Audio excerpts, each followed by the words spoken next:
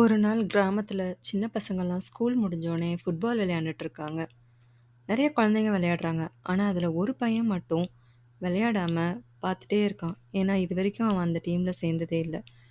ஒரு நாள் தயங்கி தயங்கி அவன் போய் டீம் கேப்டனான அர்ஜுன் கிட்ட, "அண்ணா நானும் சேர்ந்துக்கலாமா?" அப்படின்னு கேட்குறான்.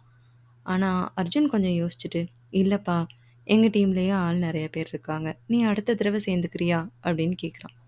உடனே அந்த பையன் ரொம்ப சோகமா அங்கருந்து நடந்து போயிடுறான். கொஞ்ச நேரத்துல அந்த டீம்ல வருண்னு ஒரு பையன் கீழ விழுந்து கால காயப்படுத்திக்கிறான். அவனால தொடர்ந்து விளையாட முடியல. அப்போ எல்லாருக்கும் என்ன பண்ணன்னு தெரியாம முழிக்கிறாங்க.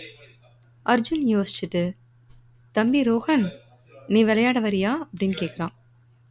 ரோஹனும் ரொம்ப சந்தோஷமா போறான். போயி அவனோட ஃபர்ஸ்ட் கோல் அடிக்கிறான்.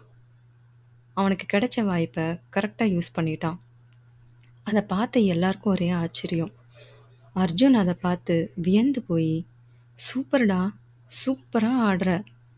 இத்தன நாள் உன் திறமை எனக்கு தெரியாம போச்சே!" அப்படின்னு ரோஹன ரொம்ப ரொம்ப சந்தோஷமா தட்டிக் குடுக்குறான். டீம்ல எல்லாரும் ஹேப்பியா இருக்காங்க. இதிலிருந்து எல்லாருக்கும் ஒண்ணு புரியுது. நம்ம எப்பவுமே எல்லாரையும் சேர்த்துக்கணும்.